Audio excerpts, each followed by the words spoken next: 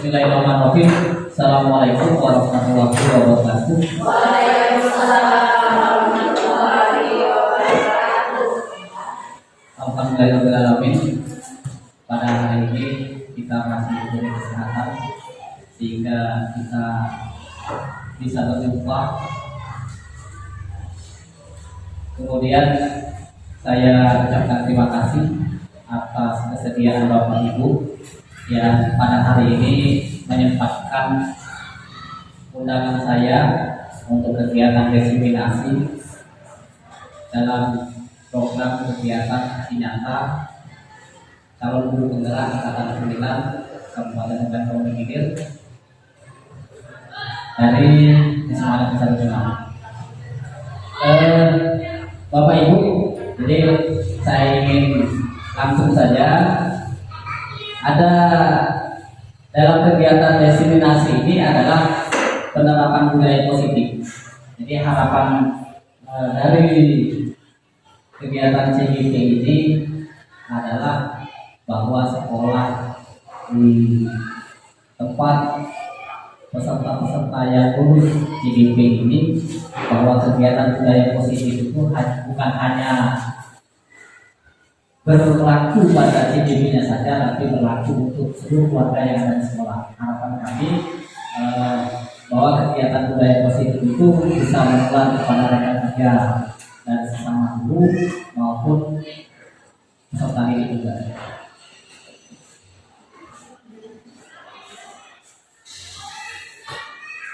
Nah, di sini ada perubahan paradigma. Apa yang akan kita rubah paradigma yang selama ini kita anggap mungkin ada salahnya. Nah, sebelum kita melakukan kegiatan, coba Bapak Ibu kalau berpasangan, kita ibaratkan seperti ini. Orang yang di sebelah kanan yang mengepalkan tangan dengan sekuat tenaga, dengan segala upaya daya mempertahankan kepalan tangan. Kemudian orang yang sebelah kiri boleh membujuk, merayu, atau bahkan mengintimidasi bagaimana cara untuk membuka tangan. Kita peragakan kurang lebih 2 menit lah. Kira-kira kita akan mendapatkan apa yang kita inginkan. Coba, misalkan Bapak, maksudnya gini, Bapak atau Ibu yang di sebelah kanan mengepalkan tangan, sebelah kirinya orang yang sebelah kirinya merayu atau ini, pamannya sahaja atau usaha kita untuk teman kita membuka. Nah, silakan, saya beri kesempatan. Nah, boleh merayu, boleh memberi iming-iming. Memberi menggoda ini temannya.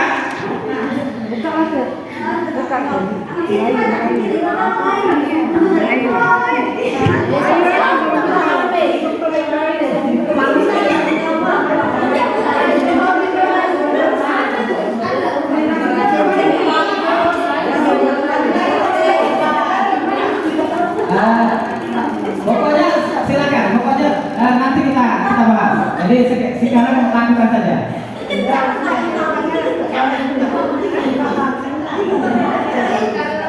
Oke, cukup ya. Oke, cukup. Sekarang saya tanya dengan yang mengepalkan tangan ini. Dan kira-kira dari buku rayuan dan teman kalian tadi, kalian bukan? Kalian boleh kan? Kenapa bukan? Karena rayuannya tadi tidak menyentuh hati saya, sehingga saya tidak bergerak untuk mempertahankan. Kalau seandainya itu hati, Itu tadi saya buka, karena hati itu yang sudah timbul. ini kan ibarat sudah harga diri.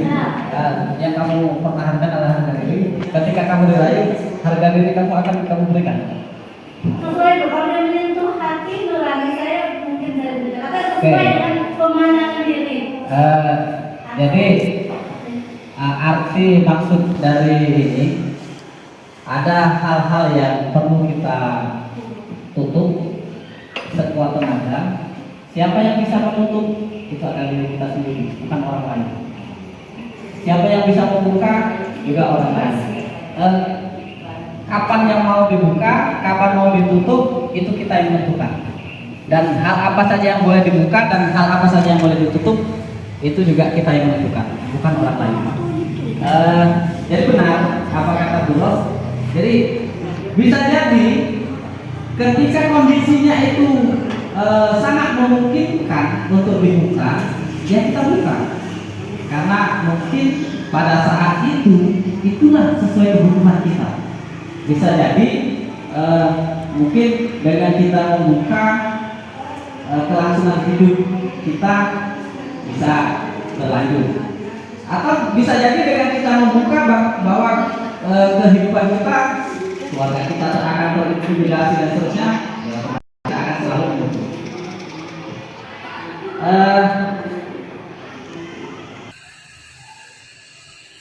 Jadi yang kita lakukan tadi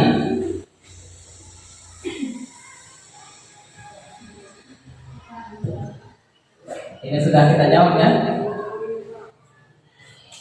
Mungkin jawaban kita terhadap pertanyaan pertama dan kedua bervariasi antara yang bersedia membuka dan yang tetap bertahan menutup kepala tangannya. Pertanyaan ketiga, siapa yang sesungguhnya mengontrol diri kita? Ya, otomatis diri kita sendiri. Jadi sesuai apa yang kita ini, bahwa diri kita yang akan mengontrol diri kita. Kemudian menurut Dr. William Laser Theory Control, semua perilaku memiliki tujuan. Ada 4 tujuan. Yang pertama, ilusi guru mengontrol murid. Ini. Kemudian ada ilusi bahwa semua penguatan positif, efektif dan bermanfaat. Kemudian yang ketiga, ilusi bahwa kritik dan membuat orang merasa bersalah dapat menguatkan karakter. Kemudian ilusi bahwa orang dewasa memiliki hak untuk memaksa. Nah, ini ada ilusinya. Jadi yang pertama, pada dasarnya kita tidak dapat memaksa murid untuk berbuat sesuatu jikalau murid tersebut memilih untuk tidak melakukannya, walaupun tampaknya guru sedang mengontrol perilaku murid. Hal demikian terjadi karena murid sedang menjadi kebutuhan dasar.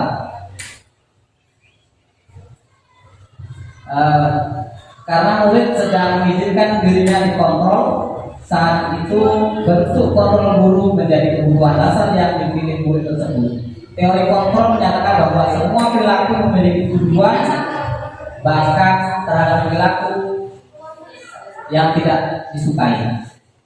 Kemudian ilusi bahwa semua penguatan positif, efektif dan bermanfaat. Penguatan positif atau bujukan, jadi yang Ibu Ayu tadi, itu kan bujukan. Adalah bentuk kontrol segala usaha untuk mempengaruhi murid agar mengulangi suatu perilaku tertentu. Adalah suatu usaha untuk mengontrol murid tersebut dalam jangka waktu tertentu. Kemungkinan murid tersebut akan menyadarinya dan mencoba untuk menolak rujukan, atau bisa jadi murid tersebut menjadi tergantung pada pendapat sang guru untuk berusaha. Sedangkan yang ketiga, ilusi bahwa kritik membuat orang merasa bersalah dan membuat karakter, itu menggunakan kritik dan rasa bersalah untuk mengontrol murid menuju pada identitas gagal. Mereka belajar untuk merasa buruk tentang diri mereka.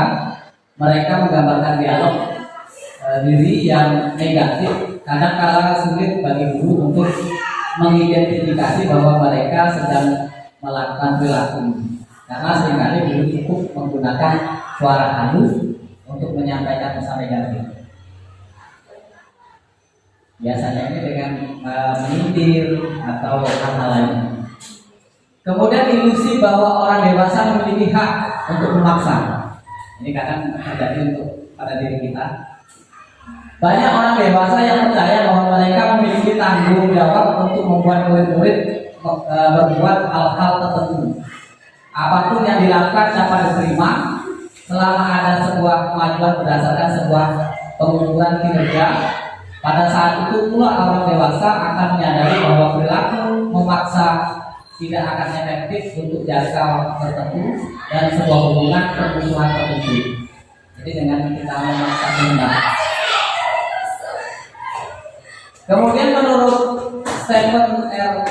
Covey, prinsip-prinsip leadership tahun 91, bila kita ingin membuat kemajuan perlahan, sedikit-sedikit, ubahlah sikap atau perilaku kita. Namun bila kita ingin memperbaiki cara utama kita, maka kita perlu mengubah kerangka ajaran kita. Ubahlah bagaimana Anda melihat dunia, bagaimana Anda berpikir tentang manusia. Ubahlah paradigma Anda, skema pemahaman dan penjelasan aspek-aspek tertentu tentang realitas. Jadi lebih harus realistis. Kemudian ini stimulus respon dan teori kontrol. Jadi stimulusnya apa? Stimulusnya itu misalnya realitas kebutuhan kita itu sama. Kemudian teori kontrolnya apa? Bahwa realitas kebutuhan kita ini berbeda. Maksudnya apa sih? Kita ini sama-sama, anggaplah kalau dulu itu kan gaji yang paling ini. Kita akan realitasnya itu kebutuhan untuk gaji sama. Tapi realitasnya berbeda. Apa maksudnya realitasnya teori kontrolnya? Setiap kita pasti memiliki kebutuhan yang berbeda. Kalau gaji benar semuanya kita butuhkan, tapi jumlahnya itu pasti beda. Itu teori kontrolnya. Jadi jumlahnya pasti beda. Tapi kebutuhan untuk mendapatkan gaji pasti kita semua ini. Semua orang melihat hal yang sama. Kalau Bapak Ibu melihat saya, pasti secara otomatis akan melihat inilah namanya pasti. Tapi teori kontrolnya setiap orang memiliki gambaran yang berbeda. Bahwa saya seperti apa itu adalah teori kontrol pasti menurut pandangan masing-masing berbeda. Tapi kalau ini fisiknya ini pasti bukan, pasti ini semua orang menyatakan pasti betul ini adalah pasti. Tapi kalau cara berpandangnya, gambarannya seperti apa pasti berbeda. Mungkin ada yang cara menyampaikan sesuatunya ada yang senang, mungkin tingkahnya ada yang tidak suka, mungkin caranya yang ini, karena gambaran itu pasti akan berbeda.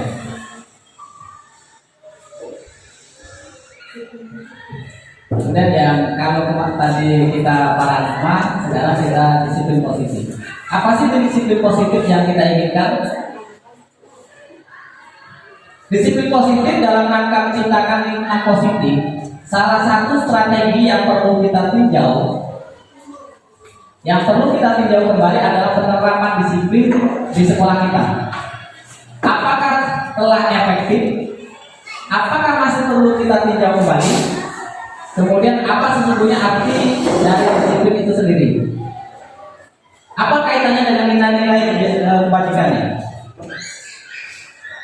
Sebelum mari kita tayangkan sebelum mari kita tanyakan dulu pada diri kita, bagaimana kita berperilaku, mengapa kita melakukan segala sesuatu, apakah kita melakukan sesuatu karena ada dorongan dari lingkungan, atau ada dorongan yang lain. Terkadang kita melakukan sesuatu karena kita menghindari rasa sakit atau ketidaknyamanan. Terkadang kita juga melakukan sesuatu untuk mendapatkan apa yang kita mau. Pernahkah Anda melakukan sesuatu untuk mendapatkan senyum atau pujian dari orang lain? Untuk mendapatkan hadiah atau untuk mendapatkan uang? Apalagi kira-kira alasan yang melakukan sesuatu. Siapa yang bisa menjawab pertanyaan ini otomatis diri kita sendiri. Jadi kemudian tujuan disiplin positif. Tujuan dari disiplin positif adalah menanamkan motivasi yang ketiga pada murid, yaitu untuk menjadi orang yang mereka inginkan dan menghargai diri sendiri dengan nilai-nilai yang mereka percaya. Ketika murid memiliki motivasi tersebut, mereka telah memiliki motivasi intrinsik yang berdampak jangka panjang, motivasi yang tidak akan terpengaruh pada adanya hukuman atau hadiah. Mereka akan tetap berperilaku baik dan berlandaskan nilai-nilai kebaikan karena mereka ingin menjadi orang yang menjunjung tinggi nilai-nilai mereka yang harmoni atau mencapai satu tujuan umum. Artinya, tujuan dari budaya disiplin positif ini maksudnya seperti ini. Jadi bahwa siswa itu melakukan hal bukan karena takut, bukan karena ingin dapat hadiah. Kalau mereka melakukannya atas dasar keinginan mereka sendiri, berarti kita telah mampu menanamkan karakternya. Tapi kalau mereka masih takut atas dasar ini nanti ada begini, aku bakal kemarahin. Nah, berarti masih ada rasa takut di sana. Tapi kalau mereka sudah melakukannya atas kesadaran kemanfaatan setelah melakukan itu, nah itu yang kita inginkan.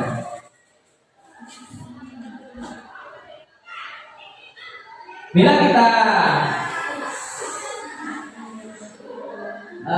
tinjau dari Bapak Pendidikan Ki Hajar Dewantara menyatakan bahwa di mana ada kemerdekaan, disitulah harus ada disiplin yang kuat. Sungguh pun disiplin kita bersifat self disiplin, yaitu kita sendiri yang mewajibkan kita dengan sekeras-kerasnya, tetapi itu sama saja.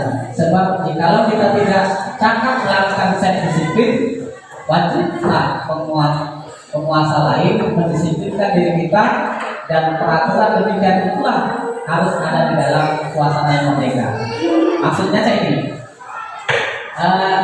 Kalau yang saya tangkap dari pernyataan dari Ki Hajar Dewantara ini, harusnya kita yang mendisiplinkan diri. Tapi kalau kita tidak mampu mendisiplinkan diri, maka pimpinan kita harus mampu mendisiplinkan kita. Kalau kita masih tidak mampu didisiplinkan oleh pimpinan kita, maka aturan yang harus mendisiplinkan kita. Karena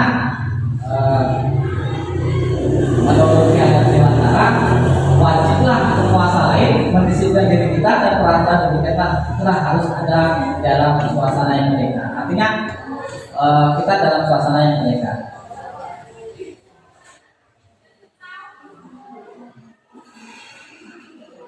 Ini kita lanjut. Kemudian nilai-nilai kebajikan. Beberapa institusi atau organisasi pendidikan di bawah ini telah memiliki nilai-nilai kebajikan yang diyakini dan disepakati bersama. Salah satu nilai-nilai kebajikan yang ingin dicapai oleh setiap anak Indonesia yang dikenal dengan profil pelajar Pancasila. Yang pertama itu beriman, bertakwa pada Tuhan yang Maha Besar dan berakhlak mulia. Kemudian berkebinekaan global, bergotong royong, mandiri. Kemudian yang terakhir kreatif dan bernalar kritis. Ini kalau Bu Tina dengan Bu Cici ini apa namanya? Jadi profil pelajar Pancasila ini kita butuhkan. Memang saat ini siswa kita ini lemah pada apanya, lemah pada iman yang sedang ditekuninya. Dengan kita kuatkan profil pada Pancasila ini, harapan kita bisa menguat. Di mana kebinekaan global? Salah satu ciri khas kalau di tempat kita ini kan, katakanlah pempek, kalau Palembangnya kan pempek. Cuma sampai saat ini pelajar-pelajar kita ada sebagian yang belum tahu cara membuat pempek. Kalau makan pacak dulu. tapi ada yang belum kuat. Kenapa? Karena memang di dunia pendidikan kita tidak jarang sekali untuk mengajarinya. Bahkan kalau saya dulu waktu kuliah di Jogja, begitu ini, kayak mulai penting karena tidak punya keahlian di situ, ya otomatis kita mangkir. Nah, dari pada pengalaman itu, saya berpikiran, ya jangan sampai kalau hal-hal yang menciri khaskan daerah kita tidak tertanam, apalagi ketika kita keluar dari wilayah Indonesia. Saya tidak mewakili Indonesia ini, berarti harus tahu wilayah seluruh di Indonesia ini apa saja tariannya, apa saja makanan khasnya dan sebagainya. Termasuk yang paling sering itu deh. Kalau misalnya Bapak Ibu sharing-sharing dengan guru-guru di luar Palembang, pasti tanya, di Palembang itu wisatanya apa baik? Pasti. Nah, kalau kita tidak tahu wisatanya apa saja di Palembang, apalagi tempat lain, ada kita ini. Misalnya kita lagi main di tempatnya Bu Elena, pergi ke Oku bisa. Yang paling kita tuju bukan rumahnya kan. Kadang kita justru di sampingnya, benar kita memang karena mau tidak mau pasti mampir ke rumahnya itu pasti. Tapi ke tempat tujuan wisatanya itu adalah suatu motivasi untuk kita berangkat ke sana kan di situ. Nah, dengan adanya kita mengenal lingkungan kita, dengan mengenal wilayah-wilayah, mungkin Bu Erlina tidak terpikir akan datang ke Talang Rimba, ya. Tapi dengan adanya itu cekal, oh saya ini Talang Rimba, oh saya ini senang. Inilah karakteristik kita, dan ini keberagaman ini kita jaga sebagai penguat kita tentang kebinekaan. Kemudian bergotong royong, artinya anak-anak bagaimana caranya peserta didik kita, termasuk kita sebagai pendidik, bagaimana caranya menanamkan gotong royong. Saat ini lemah, peserta didik kita itu lemah sekali.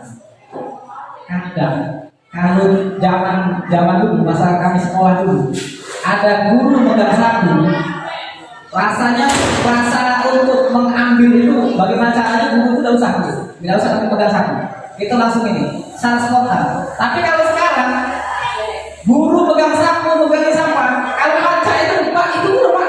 Nah, kenapa itu terjadi? Karena jiwanya itu butuh penguatan karakter.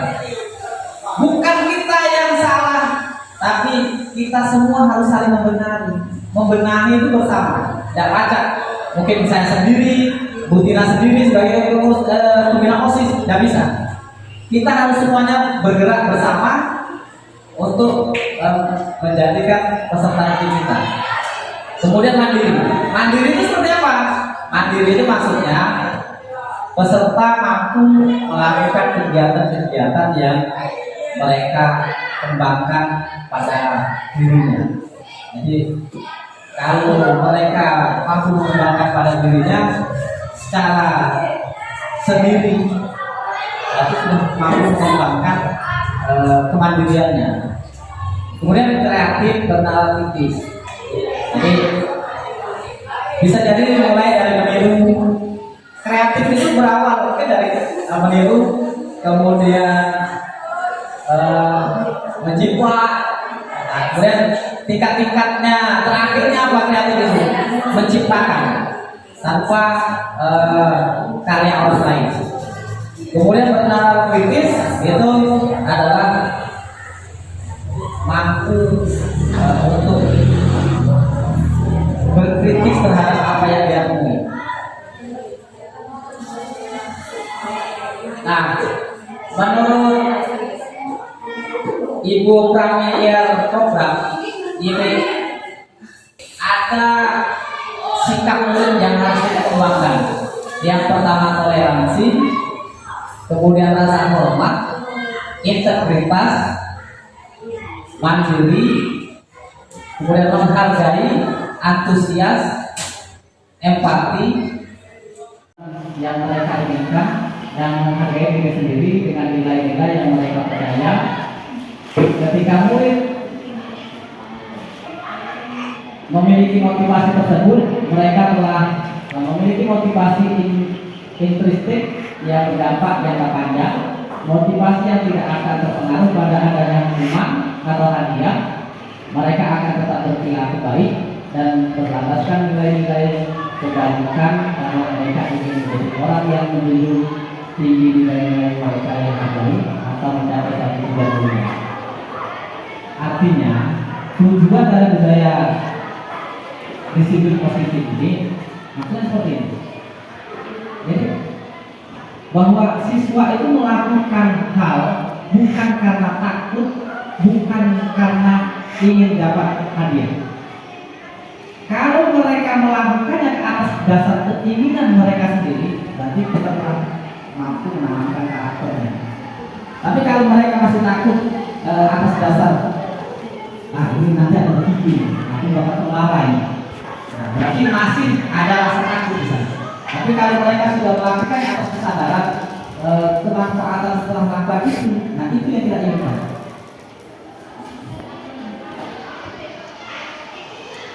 Bila kita tinjau dari Bapak Pendidikan Ki Hajar Dewantara menyatakan bahwa di mana ada kemerdekaan, disitulah harus ada disiplin yang kuat. Sungguh pun disiplin kita bersifat self disiplin, yaitu kita sendiri yang mewajibkan kita dengan sekeras-kerasnya, tetapi itu sama saja. Sebab kalau kita tidak cakap melakukan self disiplin, wajiblah penguasa lain mendisiplinkan diri kita, dan peraturan demikian itulah harus ada di dalam suasana yang merdeka. Maksudnya ini, kalau yang saya tangkap dari pernyataan dari Ki Hajar Dewantara ini, harusnya kita yang mendisiplinkan diri. Tapi kalau kita tidak mampu mendisiplinkan diri, maka pimpinan kita harus mampu mendisiplinkan kita. Kalau kita masih tidak mampu didisiplinkan oleh pimpinan kita, maka asuhan yang mampu mendisiplinkan kita. Karena menurut Ki Hajar Dewantara, wajiblah penguasa lain mendisiplinkan diri kita, dan peraturan demikianlah itulah harus ada di dalam suasana yang merdeka. Artinya kita dalam suasana yang merdeka.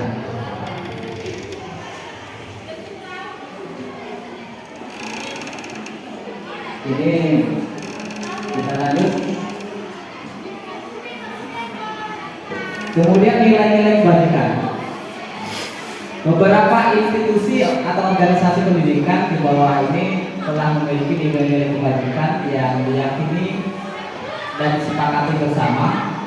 Salah satu nilai-nilai kebajikan yang ingin dicapai oleh setiap anak Indonesia yang dikenal dengan profil pelajar Pancasila. Yang pertama itu beriman, bertakwa kepada Tuhan Yang Maha Esa dan berakhlak mulia.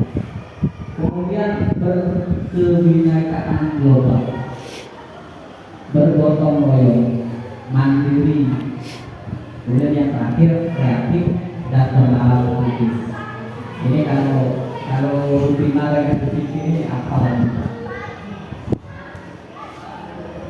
Jadi profil pelajar Pancasila ini kita butuhkan. Memang saat ini siswa kita ini lemah pada akhlaknya, lemah pada iman yang sedang ditekuninya. Dengan kita kuatkan profil Pancasila ini, harapan kita bisa menguat. Di mana kebinekaan global? Salah satu ciri khas kalau di tempat kita ini kan, katakanlah pempek, kalau Palembang kan pempek.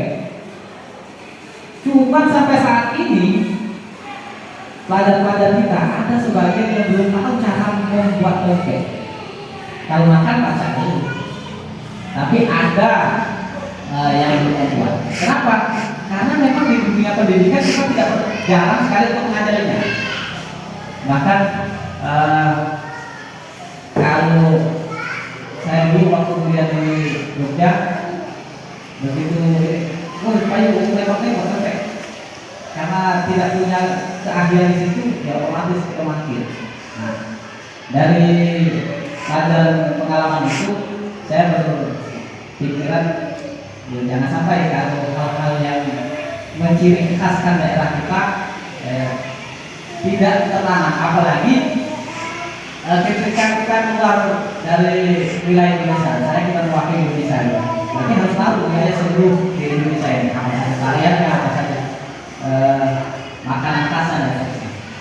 Termasuk yang paling sering itu deh, kalau misalnya bapak ibu sharing-sharing dengan guru-guru di luar Palembang, pasti bertanya, di Palembang itu wisatanya apa baik? Pasti. Nah, kalau kita tidak tahu wisatanya apa saja di Palembang, apalagi tempat lain, apa kan yang kita ini? Misalnya kita lagi main ke tempatnya Bu Erlina, pergi ke Oku misalnya. Yang paling kita tuju bukan rumahnya kan? Karena kita justru di sampingnya, benar kita memang karena mau tidak mau pasti mampir ke rumah itu pasti. Tapi ke tempat tujuan wisatanya itu adalah suatu motivasi untuk kita berangkat ke sana kan? Dengan adanya kita mengenal lingkungan kita, dengan mengenal wilayah-wilayah. Mungkin Bu Erlina tidak terpikir akan datang ke Palembang, kan? Tapi dengan adanya cengar, saya ingin Palembang, saya ingin kemana? Inilah karakteristik kita, dan ini keberagaman ini kita jaga sebagai keluar kita tetap di kebinekaan. Kemudian bergotong-royong, artinya anak-anak bagaimana caranya peserta didik kita, termasuk kita sebagai pendidik, bagaimana caranya menanamkan gotong royong ini. Saat ini lemah peserta didik kita itu lemah sekali. Kadang kalau zaman dulu masa kami sekolah dulu ada guru megang sapu, rasanya rasa untuk mengambil bagaimana caranya guru itu harus sapu, dia harus megang sapu, itu langsung ini secara spontan. Tapi kalau sekarang guru megang sapu, megang sampah, kalau ada itu pak itu berapa? Nah, kenapa itu terjadi? Karena jiwanya itu butuh penguatan karakter. Bukan kita yang salah, tapi kita semua harus saling membenahi itu bersama. Tidak acak. Mungkin saya sendiri, Bu Tina sendiri sebagai Bu Tina posisi tidak bisa. Kita harus semuanya bergerak bersama untuk menjadikan peserta didik kita. Kemudian mandiri. Mandiri itu seperti apa? Mandiri itu maksudnya peserta mampu melakukan kegiatan-kegiatan yang mereka kembangkan pada dirinya. Jadi kalau mereka mampu mengembangkan pada dirinya secara sendiri, tapi mampu mengembangkan kemandiriannya. Kemudian kreatif bernalar tipis. Jadi bisa jadi mulai dari meniru. Kreatif itu berawal mungkin dari meniru, kemudian menjiplak, kemudian tingkat-tingkatnya terakhirnya apa kreatif itu menciptakan tanpa karya orang lain. Kemudian bernalar kritis itu adalah mampu berkritis terhadap apa yang dia temui. Nah, menurut Ibu Prayer Program YPEP ada sikap murid yang harus dikembangkan. Yang pertama toleransi, kemudian rasa integritas, mandiri, kemudian menghargai, antusias, empati, kemudian keingintahuan, kreatif, kerjasama, percaya diri, dan komitmen. 9 pilar karakter ini dari IHF, Indonesian Health Foundation. Yang pertama cinta Tuhan dan segenap ciptaan. Apapun agamanya, jadi apapun agamanya, apapun kepercayaannya, jadi rasanya sama. Semua agama mengajarkan bahwa kita harus mencintai ciptaannya. Kemudian kemandirian dan tanggung jawab, kejujuran atau amanah, kemudian diplomatis, hormat dan santun, dermawan, suka menolong, gotong royong, percaya diri, kreatif dan pekerja keras, kemudian kepemimpinan dan keadilan, baik dan rendah hati, toleransi serta kedamaian dan persatuan.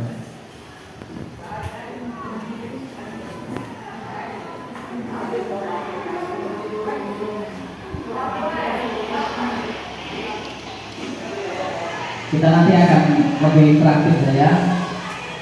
Kemudian yang ketiga ini bagian C-nya motivasi perilaku manusia.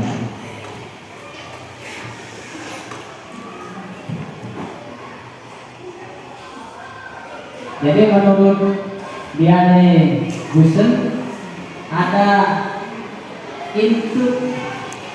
restructuring school disiplin. Ada 3 untuk menghindari ketidaknyamanan, kemudian untuk mendapatkan imbalan atau penghargaan dari orang lain. Itu salah satu atau masuk di dalam motivasi eksternal, motivasi dari luar. Kemudian motivasi dari dalam mana? Yaitu untuk menjadi orang yang mereka inginkan dan menghargai diri sendiri. Artinya terletak pada dirinya sendiri. Jadi kalau mereka masih menghindari ketidaknyamanan atau hukuman, kemudian masih ingin mendapatkan imbalan, berarti motivasinya itu masih dari luar. Tapi kalau sudah mereka inginkan menjadi yang mereka mau dan menghargai pada diri sendiri, itu berarti sudah menjadi motivasi internalnya. Sebagai seorang guru, Anda hadir mengajar di kelas tepat waktu. Nah, motivasi dasari apakah Anda datang tepat waktu kan? Jadi ketika kita ingin menjadi orang yang menghargai waktu, menghargai diri sendiri, kemudian ingin menjadi teladan bagi murid-murid karena Anda percaya, jadi tindakan guru itu akan dicontoh oleh murid-muridnya atau menghargai nilai-nilai pada diri kita. Itulah yang seharusnya. Bila di sekolah Anda tidak ada peraturan yang harusnya guru datang tepat waktu dan tidak ada surat teguran dari bagi guru yang datang terlambat dan tidak ada atasan yang memilih Anda, apakah Anda akan tetap datang tepat waktu untuk mengajar murid Anda? Nah, ini adalah pertanyaan yang harus dijawab dalam hati kita dan dilaksanakan apa yang harus kamu Anda lakukan.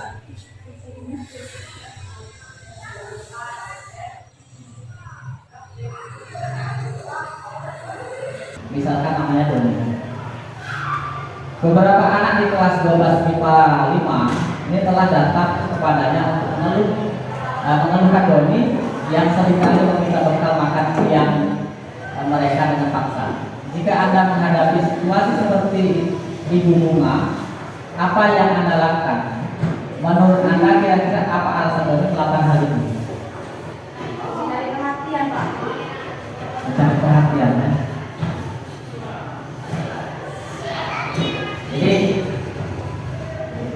ada 5 kebutuhan dasar baik bagi pada diri kita maupun pada siswa. Kebutuhan dasar yang pertama bahwa kita itu survival, jadi untuk bertahan hidup.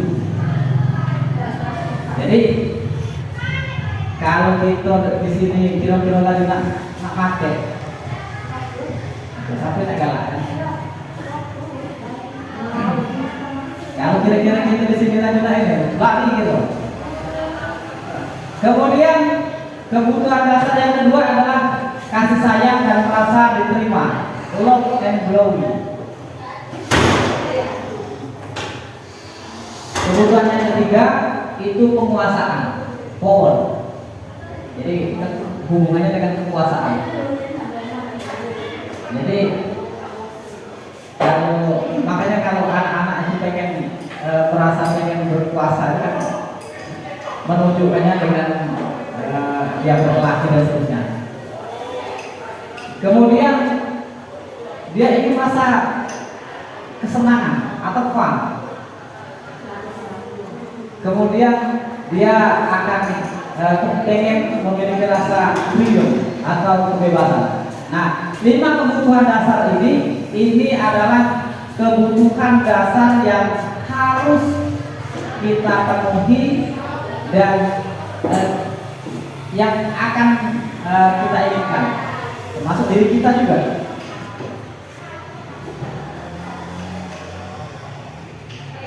Kebutuhan bertahan hidup atau survival, kebutuhan yang bersifat fisiologis untuk bertahan hidup, misalnya kesehatan, rumah, makan. Sedangkan kebutuhan biologisnya sebagai dari proses reproduksi termasuk kebutuhan untuk tetap bertahan hidup. Komponen psikologis pada kebutuhan ini meliputi kebutuhan akan perasaan aman. Kemudian dalam kasus kalau kita kaitkan dengan kasus Doni tadi, apabila jawaban Doni ketika ditanya oleh Bu Ambar adalah karena ia lapar dan orang tuanya tidak membawakan bekal makan siang, maka kebutuhan dasar yang sedang berusaha dipenuhi adalah kebutuhan untuk bertahan hidup. Balik misalkan kalau yang sekolah full day, balik jam 5 dari rumah tidak bawa bekal, duit tidak katik, nggak punya lewat tua. Jadi artinya di situ, makanya kita harus tahu kebutuhan dasar. Kemudian kebutuhan ini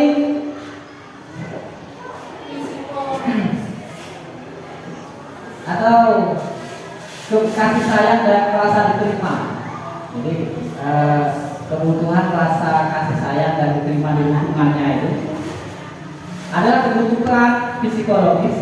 Kebutuhan untuk disayangi dan diterima meliputi kebutuhan akan berhubungan dan koneksi sosial, kebutuhan untuk memberi dan menerima kasih sayang, dan kebutuhan untuk merasa menjadi bagian dari suatu kelompok. Kebutuhan ini juga meliputi keinginan untuk tetap berhubungan dengan orang lain, seperti teman, keluarga, pasangan hidup, teman kerja, binatang peliharaan, dan kelompok di mana kita tergabung. Anak-anak yang memiliki kebutuhan dasar kasih sayang dan rasa diterima yang tinggi biasanya ingin disukai dan diterima oleh lingkungannya. Makanya kadang kita itu kan menemui anak-anak itu kan ada yang selalu mencari perhatian, ada yang mungkin karena di rumahnya itu mereka tidak mendapatkan itu. Dengan mereka mencari perhatian itu mungkin kasih sayang dari guru itu mereka dapatkan, entah itu berupa sebuah pengumuman, entah itu berupa teguran, tapi kebutuhan mereka mencari perhatiannya dari terpenuhi. Kemudian penguasaan atau kebutuhan pengakuan atas kemampuannya. Kebutuhan ini menjadi kompeten, kemudian menjadi terampil, diakui atas prestasi yang dimiliki dan keterampilan kita. Kemudian untuk dianggap berharga, ini bisa menjadi perbedaan, bisa membuat penyampaian kompeten, diakui, dihormati. Ini meliputi self esteem dan keinginan untuk meninggalkan pengaruh. Anak-anak memiliki kebutuhan dasar dan penguasaan yang tinggi, biasanya selalu ingin jadi pemimpin. Jadi biasanya kalau anak-anak, apalagi sebentar lagi kan akan adanya pemilihan ketua OSIS gitu ya, ketua OSIS dan ini kan, nah makanya kita arahkan. Jadi jangan sampai justru dengan adanya pemilihan justru mereka jadi pecah khususnya. Termasuk di sekolah tetangga kita kan yang kemarin terjadi peristiwa saling sampai ada korban pembunuhan kan kemarin, itu kan sebenarnya teman dekat, justru teman dekat yang dikompori oleh orang lain. Maksud teman-temannya yang lain itu biarlah mereka berurusan, mau lagi ada korban. Itu tahun yang lalu kalau nggak salah. Mudah-mudahan di sekolah kita jauh dari hal-hal itu. Nah, kemudian kebutuhan dasar yang keempat itu adalah kebebasan.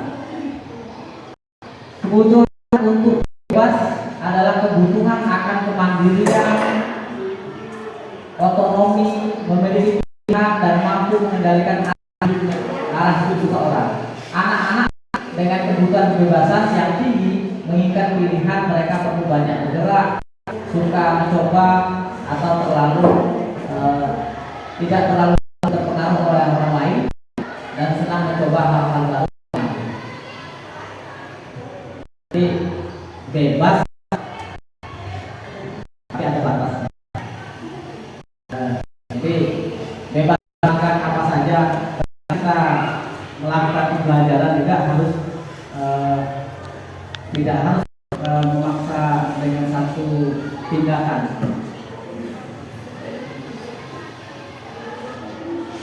Kemudian kesenangan, kebutuhan yang kelima itu adalah kebutuhan untuk merasa senang. Kebutuhan akan kesenangan adalah kebutuhan untuk mencari kesenangan, bermain dan tertawa. Kalau anak merasa senang, merasa nyaman, otomatis belajar motivasinya akan meningkat.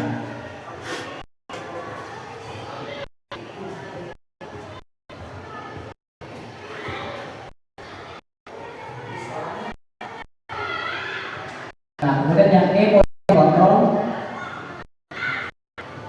ada kasus ini. Tisa dan Hana dipanggil masuk ke ruangan Ibu Dewi. Kepala sekolah SMA Makmur, Ibu Dewi baru saja mendapatkan pengaduan dari Ibunda Tisa bahwa Hana menggunakan kata-kata dan merendahkan Tisa di sosial media. Kemudian Yanto jarang sekali hadir di pembelajaran jarak jauh. Ini akan dari. Pada hadir Anto seringkali dengan kata-kata kasar di kolom chat mengenai temannya. Dan hal ini sudah sangat mengganggu dan membawa orang tua murid yang mengikuti pembelajaran daring mengeluhkan tentang perilaku Anto. Itu kemudian posisi kontrol. Di mana posisi kontrol? Ada identitas gagal, ada identitas sukses. Kapan? Ketika hukuman membuat rasa bersalah, berarti identitas gagal. Kapan identitas sukses? Kita dari teman mereka, kita bisa mantau, kemudian kita mampu menjadi manajernya atau manajernya. Nah,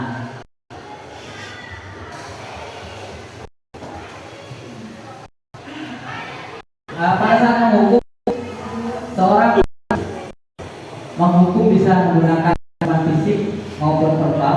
Orang-orang yang menjalankan proses menghukum senantiasa menggunakan sistem atau alat yang dapat lebih menekan agar lebih dalam lagi. Guru-guru pada posisi penghukuman akan merasa patuh aturan saya, awas, jangan selalu saja salah, selalu pasti, selalu yang terakhir salah. Guru seperti ini saya percaya hanya ada satu cara agar pembelajaran bisa berhasil. Cara dia, artinya jadi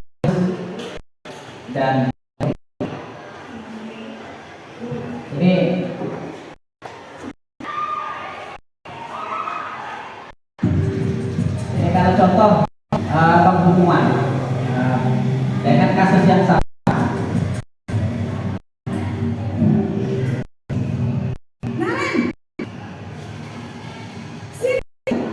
Ini ada guru tiket, ada siswa yang terlambat. Kamu deh, pasti terlambat. Apa? Coba. Kan kamu kapan sih kamu terlambat? Malas sekali ya kamu jadi dasar pemalas. Kapok-kapok sih kamu.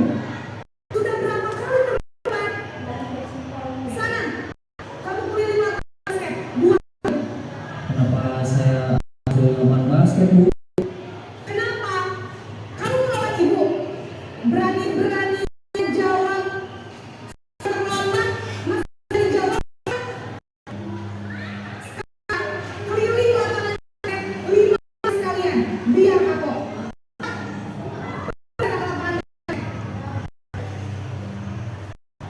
Nah, ini contoh suatu bentuk maksudnya ketika hukuman itu kita tidak memberi kesempatan untuk anak menyampaikan apa, kemudian langsung kita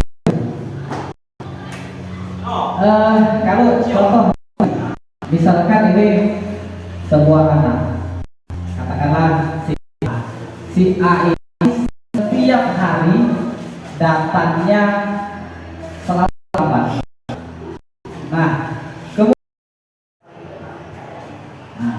jadi artinya bahwa di situ kita butuh asesmen. Jadi jangan sampai kita memberi hukuman itu letaknya salah sasaran.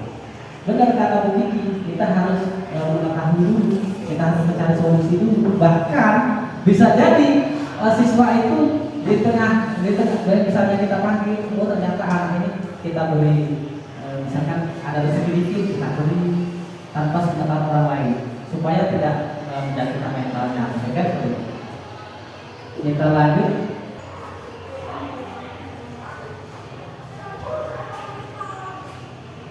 Untuk selanjutnya yaitu keyakinan kelas.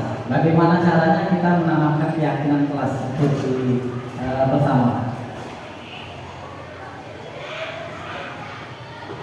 Pertanyaannya, mengapa kita harus memiliki peraturan tentang penggunaan helm pada saat mengendarai kendaraan roda 2 atau sepeda motor?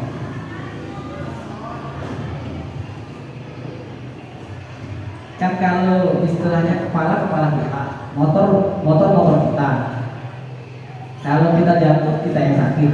Kenapa polisi sampai ribut-ributnya menilang kita kalau kita tidak pakai helm?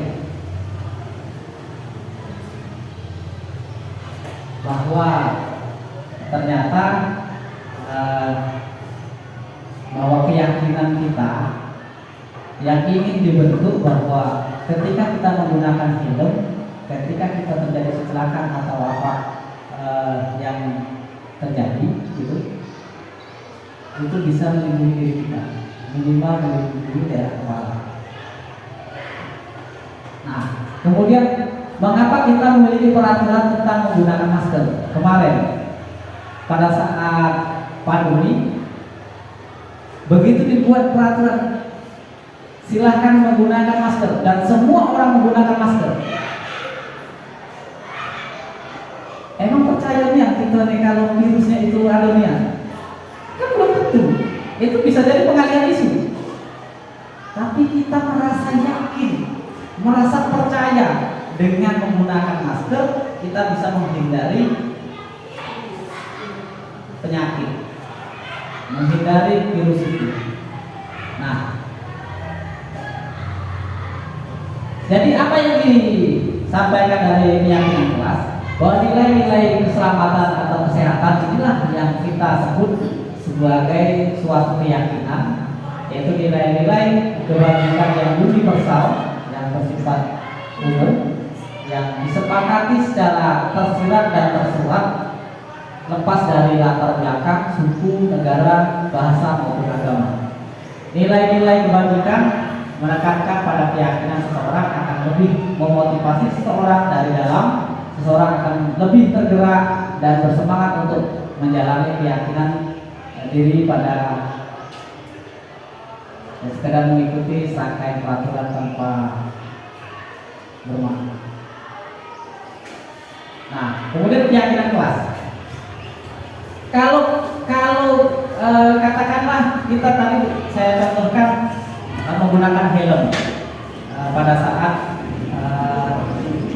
naik motor, dan itu menjadi suatu keharusan bagi kita ketika naik motor. Kemudian kemarin pada saat kita keluar harus menggunakan masker. Nah, bagaimana dengan kelas kita? Kita membentuknya. Jadi ketika kita datang ke kelas, bagaimana anak itu meyakini bahwa kita itu mampu memberikan sebuah keyakinan pada anak. Apa yang kita berikan? Apa keyakinan yang harus kita kuatkan? Keyakinan kelas adalah nilai-nilai kebajikan universal yang disepakati secara tersirat dan tersurat. Kemudian nilai-nilai kebajikan yang disepakati tersebut harus menekankan pada keyakinan seseorang sehingga akan lebih termotivasi seseorang di dalam dirinya. Misalkan kita sepakati, apa yang kita sepakati membuat keyakinan. Kemudian ada yang berubah. Tunggu. Pada saat itu kamu mau melakukan apa? Ya saya langsung ngatain Eka lah Pak. Kesel banget, saya bentak-bentak dia depan teman-teman lain. Oh begitu. Pasti kamu melakukan seperti itu karena suatu alasan tertentu, bukan? Iyalah, masa saya diam saja Pak? Ya saya bela diri lah. Masa saya dituduh tukang fitnah? Ya wajarlah. Mempertahankan harga diri itu sesuatu yang penting buat kamu. Untung kamu tidak bertindak lebih gegabah lagi, hanya membentak-bentak. Iya Pak. Untung saya masih bersabar dan hanya membentak saja. Sudah gemes padahal, saya pasti bela diri lah. Ya pasti ya. Tapi kamu memilih untuk tetap bertahan dan bersabar. Kamu memilih untuk tidak berbuat lebih parah lagi, bukan? Iya. Nah, sekarang coba kita lihat lagi tindakan kamu yang bentak-bentak Eka di kelas. Tindakan kamu itu kira-kira sesuai dengan keyakinan kelas atau prinsip kamu tidak? Enggak lah Pak. Capek Pak jadi pengarang. Jadi keyakinan atau prinsip mana yang kurang sesuai dengan keinginan kamu? Ya, saya sebenarnya sangat menghargai orang lain. Mungkin saat itu saya menjadi emosi, jadi tidak menunjukkan sikap itu. Kamu meyakini tidak? Menghargai orang lain itu penting buat kamu. Yakinlah Pak. Iya, setuju. Kita harus saling menghargai. Namun ada juga keyakinan yang kita sepakati yang perlu kita jalankan apabila kita sedang marah, bukan? Ya, saya bisa lebih proaktif, mulai dengan diri sendiri. Saya bisa jadi lebih bersabar, mengambil waktu jeda untuk berpikir mau apa selanjutnya. Kira-kira kamu bersedia memperbaiki masalah ini tidak? Bersedia Pak. Kalau kamu memperbaiki masalah ini, kamu akan menjadi orang seperti apa? Saya akan menjadi orang yang bertanggung jawab kali ya Pak. Dan senantiasa proaktif. Iya, menurut kamu bagaimana rasanya menjadi orang seperti itu? Ya nyaman lah, bangga bisa bersabar dan tahan diri. Baiklah kalau begitu. Yuk kita pikirkan bagaimana memperbaiki masalah ini.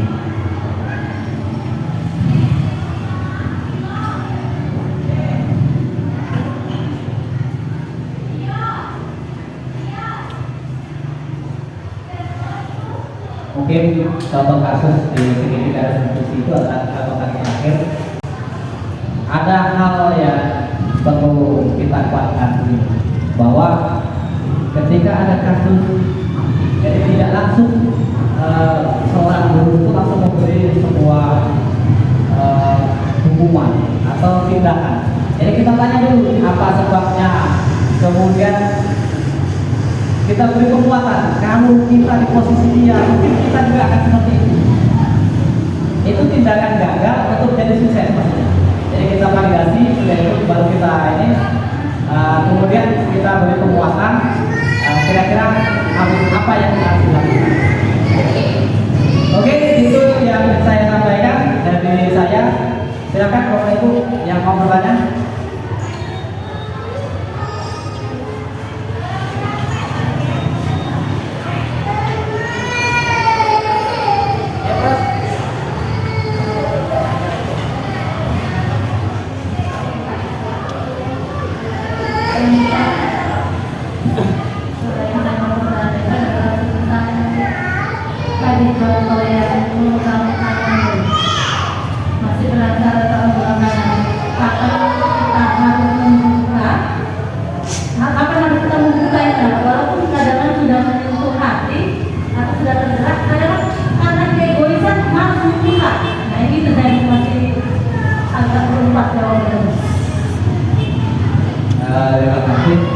umum kita.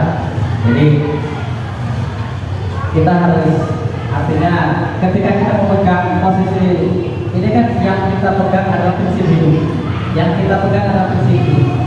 Nah, prinsip apa yang kita pegang? Kalau prinsipnya adalah ketika kita di posisinya salah, maka harus dengan support temannya, semangat temannya, kemudian pemberitahuan perkembangan baru yang diberikan oleh teman kita itu benar, maka kita harus membuka diri, perubahan untuk kebaikan. Tapi kalau itu suatu proteksi diri, suatu kebutuhan diri yang harus kita jaga, maka bagaimana caranya kita harus mempertahankan diri kita. Jadi hubungannya, prinsipnya adalah ketika ini adalah perubahan untuk kebaikan, maka secepat mungkin kita harus membuka diri untuk perubahan kebaikan. Tapi kalau itu adalah untuk proteksi diri, maka bagaimana caranya kita mempertahankan diri. Karena kontrolnya itu adalah terletak pada diri kita, bukan terletak pada orang lain. Kalau hubungan sama saya, Ya kalau memang itu adalah harga diri, menyangkut harga diri. Kalau itu menyangkut harga diri, otomatis penghapusan itu. Pokoknya kalau yang tahu kepentingan dan tahu kebutuhannya itu adalah diri kita. Kapan kita baru bisa perang, kapan kita selalu menjaga kepentingan. Dan kemudian ada yang lain. Dan nanti cukup. Dan terima kasih atas kesediaan waktunya yang setiap 10 menit kita berjumpa di ruangan ini. Apabila ada kata-kata yang kurang tepat, kemudian ada kata-kata yang tidak mengenakan, ini adalah ajang kita sharing, ini ajang kita saling berbagi.